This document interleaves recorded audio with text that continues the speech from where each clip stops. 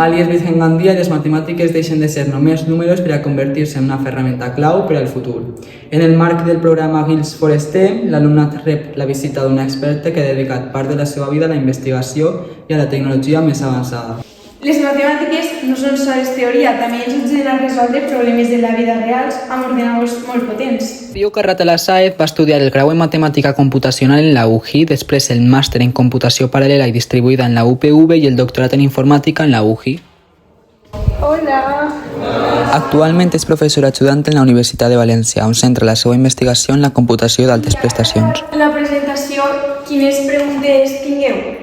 Per què et va agradar la matemàtica computacional?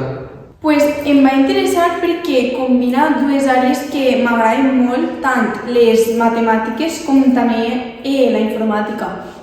Jo volia preguntar-te què et va motivar a estudiar les matemàtiques. De menuda gaudia molt el fet de fer problemes i aquesta satisfacció de trobar la solució crec que és el que m'ha fet a seguir estudiant matemàtiques. Quines són les teves àrees d'investigació? Investigué diferents àrees relacionades tant en les matemàtiques com en la informàtica. Per exemple, treballé en la digitalització d'electrocardiogrames i també en millorar els càlculs de l'àlgebra lineal. Quines són les teves aficions en el teu temps lliure?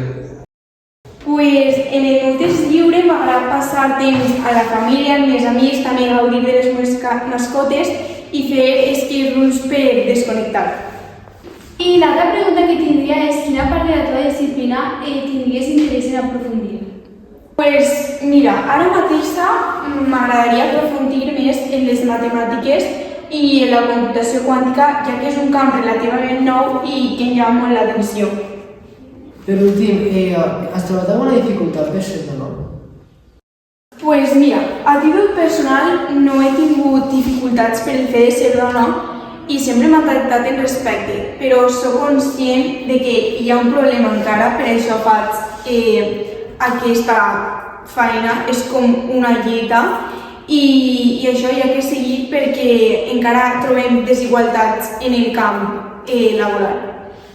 La visita de Rocío Carrat a la SAED a l'IES Vicent Gandia ha mostrat que les matemàtiques van molt més enllà que els llibres, convertint-se en una eina clau per a entendre i transformar el món. Iniciatives com Guils for STEM apropen referents reals a l'alumnat i desperten vocacions científiques i tecnològiques, especialment en les xiques.